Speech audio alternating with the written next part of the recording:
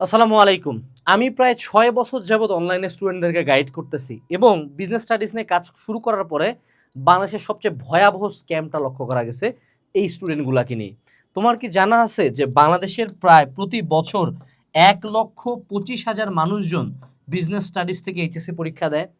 যদিও এই স্টুডেন্টদেরকে মেজরিটি অফ দ্য টাইম মানুষজন এমন একটা ভাইব নেয় যে এরা তো ভালো স্টুডেন্টই না, কিন্তু এই স্টুডেন্টদেরকে নিয়ে সবচেয়ে বড় বিজনেস স্টাডিজের মধ্যে বিজনেস আছে না, তাদেরকে নিয়ে সবচেয়ে বড় বিজনেস হয়। কেন? কারণ গোটা বাংলাদেশের এডুকেশন সিস্টেম হলো সায়েন্স ফোকাসড, অর্থাৎ everything revolves around science students.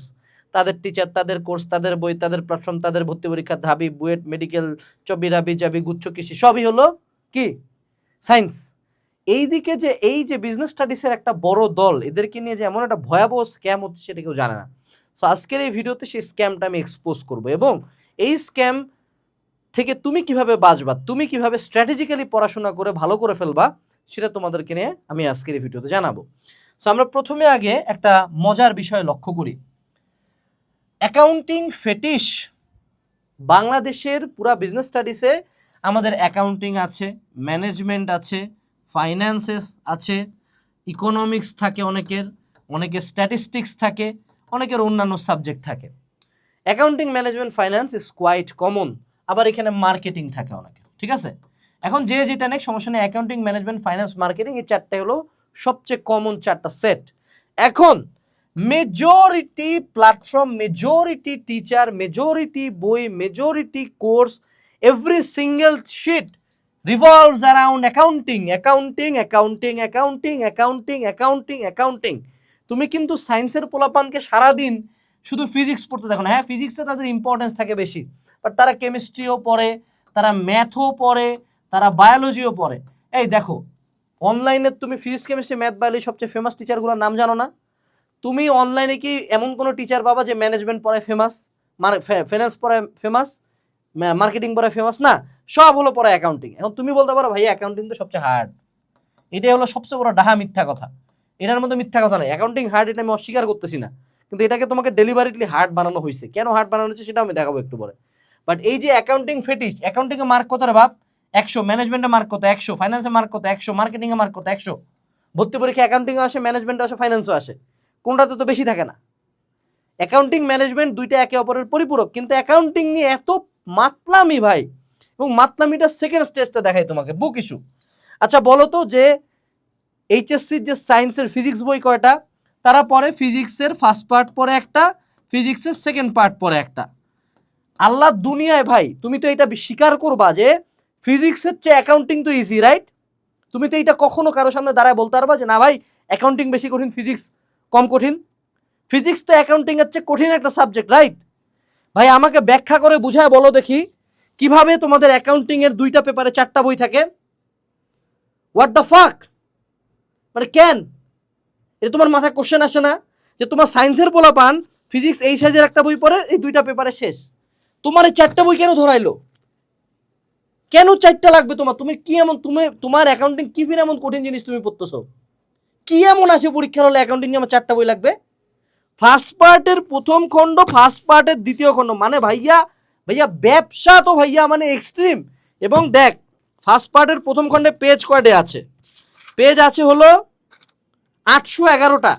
তাহলে তুই চিন্তা কর, 4 আসতে 3200 পেজ তুই পড়তেছিস শুধু অ্যাকাউন্টিং। এখন এটা তো কোনো, এখানে যে স্যারের বই দেখাচ্ছে সেই স্যারের কোনো দোষ নাই তো। প্রতিটা পাবলিকেশনই সেম কাজ করছে, স্যার তো করে নাই। তো তোমার মনে কোশ্চেন জাগে না যে কেন ভাই অ্যাকাউন্টিং এ আমার 4টা বই, 4 বুকস, 3200 পেজেস? এত বড় তো ইঞ্জিনিয়ারিং এর কোনো গাইড হয় না রে ভাই। যারা বুয়েটে চান্স পায় ফিজিক্স, কেমিস্ট্রি, ম্যাথ মিলে এত পড়ে না রে ভাই। তোর এটা কেন দিছে? তোর মনে কোশ্চেন জাগে না? আর তার উপরে কমার্স নেই তো majority of the time medium আর উইক স্টুডেন্টস। তো একে আমার স্টুডেন্ট দুর্বল, তার উপরে আমার দিছেন 3200 পেজ ভাই। এবার আরেকটা বইয়ের ইস্যু দেখাই, ম্যাথ ইস্যু। আমি এখন যাব অ্যাকাউন্টিং প্রথম পত্রতে। হ্যাঁ, এই জায়গায় আসো। প্রথম পত্রের দ্বিতীয় অধ্যায়টা কোথায় গেল রে? এই যে এই যে প্রথম পত্রের দ্বিতীয় অধ্যায় শুরু হয়েছে আমাদের এখান থেকে, হ্যাঁ, অথবা প্রথম পত্রের প্রথম অধ্যায়টাই দেখি আমরা। এই যে প্রথম পত্রের প্রথম অধ্যায় হিসাব বিজ্ঞান পরিচিতি, 112 পেজ, রাইট, 112। আর প্রথম পত্রের দ্বিতীয় অধ্যায় হলো 113 থেকে 470, মানে হিসাব বিজ্ঞানের বই। এখানেই হলো আমাদের ওই যে জাবেদা, নগদান, হ্যানত্যান আছে। তো আমি যাই এখানে তোমাদেরকে একটা মজার জিনিস দেখাই, তুমি নিজে দেখো, অবাক হবা। আমি তো দেখছি। 113 পেজে আমরা একটু যাই, কোথায় গেল 113, এই যে 113।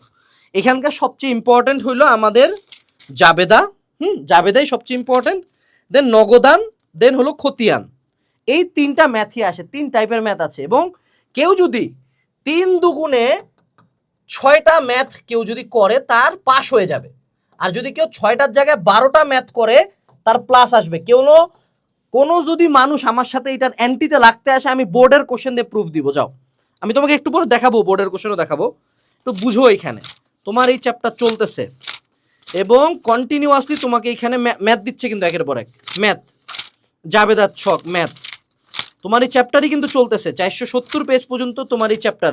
কতগুলা ম্যাথ ভিতরে দিছে, কিন্তু চলতেছে এগুলা চলতেছে, কিন্তু এখনো কিন্তু তোমার চ্যাপ্টারটাই পড়া শেষ হয় নাই, চ্যাপ্টার চলতেছে। এইবার দেখো, এবার তোমাকে উদাহরণ দিছে কতগুলা, দেখো, দেখছো, খতিয়ান চলতেছে, খতিয়ানের ম্যাথ চলতেছে। এইবার আসো, এই যে এইখানে আসে আমাদের শেষ হলো, তাই না? এই যে সৃজনশীল ব্যবহারিক সমাধান, এই যে খতিয়ান চলতেছে। তুমি এখানে কিন্তু সব উদাহরণ চলতেছে বস, এখনো কিন্তু আমরা অনুশীলনীতে যাইনি। উদাহরণ শেষ হওয়ার পর হঠাৎ করে আবিষ্কার করবা যে ভাই উদাহরণের পরে আরো উদাহরণ, চ্যাপ্টার শেষে আরো উদাহরণ, যে এতগুলা ম্যাথ মানে চলতেছে, কতগুলা জাবেদা এখনো কিন্তু চলতেছে। চিন্তা করছো তুমি, এগুলা কিন্তু চলতেছে, এগুলা কিন্তু ম্যাথ।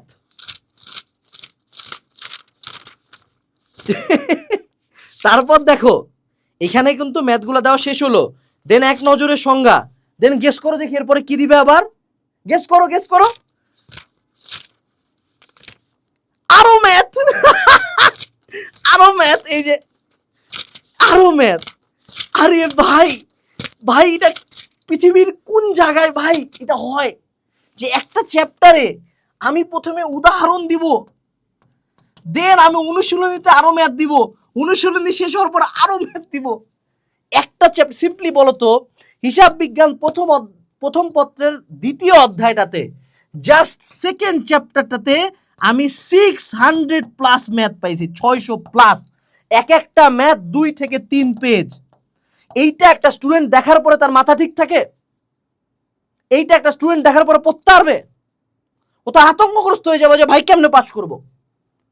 তো তখন কি করে, অ্যাকাউন্টিং এর শীট নিয়ে আসে। এবার তোমাকে দেখাই, অ্যাকাউন্টিং এর বোর্ড কোশ্চেন দেখাই।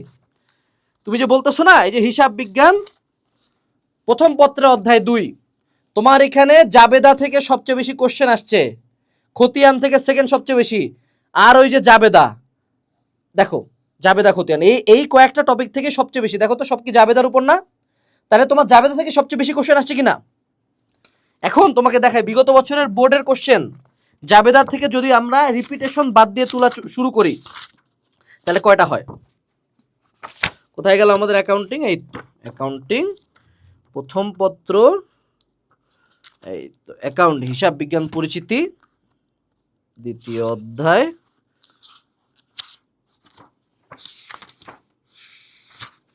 এই যে জাবেদা দাখিলা। এখানে দেখো আমরা এখানে কয়টা ম্যাথ দিছি রে, দেখি, হিসাব বিজ্ঞান পরিচিতি না অধ্যায় 1, তুই উল্টা অধ্যায় 2তে যাই। এই দেখ, টোটাল অধ্যায় 2 তোর শেষ হয়েছে এই 98, আর এখানে হলো 83। 15 পেজের মধ্যে আমরা শেষ করে দিছি, 15 পেজ।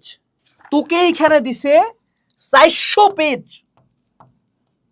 অর্থাৎ তোর ঘুরে উল্টে আমরা এখানে উদাহরণ টোটালে ম্যাথ দিছি হলো 15টা ম্যাথ করার পরে আমি তোমাকে চ্যালেঞ্জ করলাম, বাংলাদেশের যেই কলেজে পরীক্ষা দাও তুমি এই দ্বিতীয় অধ্যায়, ইনশাআল্লাহ একটা সৃজনশীল, একটা ম্যাথের টাইপ বাদ যাবে না, একটা যাবে না, মিস যাবে না ইনশাআল্লাহ। তুমি যদি বিজনেস স্টাডিজ সাজেশন সলিউশন থেকে পড়ো, একটা মিস যাবে না। আমরা আমাদের কোর্সের ক্লাসে একাডেমিক থিওরি ক্লাস রাখছি, টেস্ট পেপার সলভিং ক্লাস রাখছি, তুমি এগুলো করলে বুঝবা এবং ম্যাথের আলাদা করে যে তোমাদের এই ম্যাথগুলোর জন্য আলাদা করে টাইপ ওয়াইজ ক্লাস রাখছে, তুমি এগুলো করলে বুঝবা যে কি পরিমাণে তোমার সাথে স্ক্যাম হচ্ছে।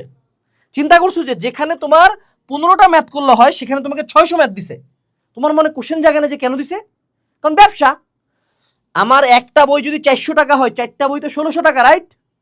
তোমার যদি কোনো একটা অ্যাকাউন্টিং এর টিচার একটা ক্লাস নেয়, 10টা ক্লাস নিলে বেশি পে করবে না? সিম্পল ব্যবসা। এবার তোমাকে আরেকটা বড় ইস্যু দেখায় যেটা তোমরা এখনো ভাবোই না। আচ্ছা বলো দেখি, যে যারা সায়েন্সে পড়ে ওদের অপশনগুলো কি কি? বুয়েট, রাইট? তারপর হলো মেডিকেল, তারপর হলো ঢাবি এ ইউনিট, তারপরে হইলো আমাদের ইঞ্জিনিয়ারিং ভার্সিটিগুলো আছে, তারপর জিএসটি আছে, তারপর এগ্রি আছে, তারপর রাবি চাবি জবি খুবই কৃষি, সব এদেরই, তাই না? কতগুলো অপশন। তোমার মেজরিটি বিশ্ববিদ্যালয়ে তোমার সিট হলো সর্বনিম্ন। তোমার এদের যেমন বুয়েট, মেডিকেল, হাবি তিনটাই তো টপ। তোমার টপ শুধু একটাই, ঢাবি এফবিএস, আর হলো ঢাবি আইবিএ। ঢাবি আইবিএ তো এমনও ক্যালকুলেশনের বাইরের কথা, এটা মেজরিটি মানুষ পায় না, সিটি কয়েকটা মাত্র। ঢাবি এফবিএস তোমার মেইন অপশন, রাইট? তার মানে তোমার অ্যাডমিশনের যদি আমরা প্রপোর্শনাল কম্প্যারিজন করি, তোমার কিন্তু সিট সবচেয়ে কম। যেহেতু তোমার লোক সংখ্যা কম, তোমার সিটও কম। তোমার সিট সবচেয়ে কম, তার মানে কি তোমার অ্যাডমিশন নিয়ে ভাবতে হবে, রাইট ব্রাদার? এবার মজার কথা, not a single line admission oriented. তোমাদের কমার্সের এই যে এই বই থেকে একটা সিঙ্গেল অ্যাডমিশনের লাইন দেখাও আমাকে। কিন্তু মজার কথা, সায়েন্সের পোলাপান ফিজিক্স কেমিস্ট্রি বায়োলজি যা পড়বে, ফিজিক্স কেমিস্ট্রি ম্যাথ যা পড়বে, ওটাই কিন্তু বইটা আসে। ওটার এমসিকিউগুলো কিন্তু সে পড়ে। তুমি কেতাবের বইয়ে পাবা, তুমি ইসাকের বইতে পাবা বুয়েটের কোশ্চেন দিছে, ঢাবির কোশ্চেন দিছে। তোমার বইয়ের কোনো জায়গায় ঢাবির কোনো কোশ্চেন নাই। তোমার পুরা বইটা লেখা হইলো সিকিউ বেসড। কিন্তু তুমি যখন ডিইউর সি ইউনিটে এক্সাম দিতে যাবা, তোমাকে জানতে হবে প্রচুর পরিমাণে শর্টকাট, স্পেসিফিক্যালি অন অ্যাকাউন্টিং এবং ফাইন্যান্স। কারণ অ্যাকাউন্টিং ফাইন্যান্সের তো রিটেন আসে না, রিটেনে আসে বাংলা ইংলিশ। তাহলে অ্যাকাউন্টিং ফাইন্যান্স টোটালটা হলো আমার এমসিকিউ বেসড আসবে আজীবন। অর্থাৎ তুমি পুরা 2 বছর যাবত পড়ছো সিকিউ, আসলো কি আমার এমসিকিউ। এবং এই এমসিকিউতে কোনো ক্যালকুলেটর নাই। এবং এখানে তোমাকে অবশ্যই জাবেদা করতে দিবে না, যে 3 পেজ ধরে জাবেদা কর, ঢাবিতে এটা আসতেছে না। তোকে বলবে না যে এওয়া মিল কর, এত বড় একটা ফর্দ বানায় নিয়ে আয়। তোকে দিবে এখানকার ইম্পর্টেন্ট ছোট ছোট শর্ট ট্রিক্স, শর্ট ম্যাথ। এই জিনিস তোরে 2 বছর ধরে কেউ পড়াইছে না, এই জিনিস তোর বইয়ের মধ্যে আছে না। ফলশ্রুতিতে এটা কেন করে? তখন আবার এই যে অ্যাডমিশন টাইমে আমি আসে যাব, এই যে আমার শর্টকাটের বই, তুমি আমার এই যে এই বইটা নাও, এই বইটার মধ্যে আছে শর্টকাট। এই স্ক্যামটা থেকে বের হবে কেমনে জানিস? এই দেখ, কোর্সের ভিতরে আলাদা করে তুমি অ্যাডমিশন ক্লাসও পাবা, বিষয় ভিত্তিক অ্যাডমিশন ক্লাস। এই যে একটা একাডেমিক অ্যাডমিশন কোর্স নিলে academic theory class, math solving class, test solving class, admission class পর্যন্ত দেওয়া আছে। এবং সব ঢাবি এফবিএস এর পোলাপান দিছে। এবং তুমি তখন জানবা যে তোমার এই এমসিকিউ দিয়ে কেউ যদি অ্যাডমিশন ক্লাস করে, তবে এইচএসসি এমসিকিউ এমনি পার। সো বুঝছো যে তুমি কি স্ক্যামের শিকার। সো নেক্সট থেকে আমি বলতেছি না এই বইগুলো পড়িও না, পড়ো, অবশ্যই পড়বা। বই তো টেক্সট বই হইতেই পারে এরকম। তুমি সাথে এই সাজেশনটা রাখবা। যে কোনো একটা চ্যাপ্টার পড়ার আগে খুলে দেখো যে আচ্ছা সাজেশনে কি আসছে, সলিউশনে কি আসছে, লেটস সি। দেন পড়ে যায় তুমি একটা এক্সাম দাও। একবার আমার উপর বিশ্বাস রাখে, তুমি আমার সাজেশন পড়ে যায় যে কোনো একটা এক্সামে বসো, তুমি যদি কমন না পাইছো, তুমি তারপর আমার যা গালি দিবা মানে নিব। তুমি একবার আমার একাডেমিক অ্যাডমিশন কোর্সের ক্লাস করে যাও, তারপর তুমি আমার যা গালি দিবা দাও। তোমাকে নিয়ে মেজরিটি মানুষজন করে ব্যবসা। এরপরে লাস্ট একটা কথা বলি, তোমাদের আরেকটা বড় সমস্যা, তুমি পড়ো কমার্সে, সায়েন্সের পোলাপানদের সাজেশন আছে, রিভিশন ম্যাটেরিয়াল আছে, এই আছে, ওই আছে, হ্যান আছে, তেন আছে। তোমার কয়টা বই আছে বলো দেখি মার্কেটে? কামের বই তোমার কয়টা? এবং কামের বইয়ের কথা বললে ওই ঘুরুলটা আবার অ্যাকাউন্টিং। আর ভাই অ্যাকাউন্টিং মধ্যে বাকি সাবজেক্ট পড়বো না, ফাইন্যান্স পড়বো না? এই জন্য যে কাজটা সবচেয়ে বেশি করবা, যে তুমি তোমার টপিকের মধ্যে ফিল্টারিং করবা, যে বাবা আমার কি কি আসবে, আমি শুধু যা আসবে সেগুলোতে বেশি ফোকাস দিব। কারণ একে তুমি দুর্বল, 2 ইউ বি অ্যাডমিশন ওরিয়েন্টেড। কারণ তুমি কমার্সে জিপিএ 5 পালে পরে কোথাও চান্স পাইলে না, 2 টাকা দিয়ে কেউ পুছে না। সায়েন্সে হলে তাও মানতাম, কমার্সে এমনও পুছে না। So you have to be more focused on admission. So অ্যাডমিশনের পড়া পড়বা শুরু থেকে। যে কোনো একটা ক্লাস, একাডেমিক ক্লাস করার পরে আমি যদি হইতাম, আমি যেটা করতাম, আমি প্রথমে একাডেমিক ক্লাস করব, দেন আমি সাজেশন দেখব, দেন আমি মূল বইতে চলে যাব, মূল বই থেকে কোশ্চেনগুলো সলভ করার পরে আমি একটা অ্যাডমিশন ক্লাস করব, ক্লাস করার পরে একটা এক্সাম দিয়ে দেবো, কোর্সে এক্সামও আছে, দেওয়ার পরে চ্যাপ্টার শেষ। You do this thing for 2 years, I can challenge you, ইনশাআল্লাহ ঢাবি তোমাকে খুঁজে নিবে এবং এই স্ক্যামগুলোর শিকার হবা না। আমার দায়িত্ব তোমাকে সচেতন করা। তুমি সচেতন হবা কিনা এটা তোমার উপরে। ডেসক্রিপশনে প্রোডাক্টগুলোর লিঙ্ক দেওয়া আছে। টাটা।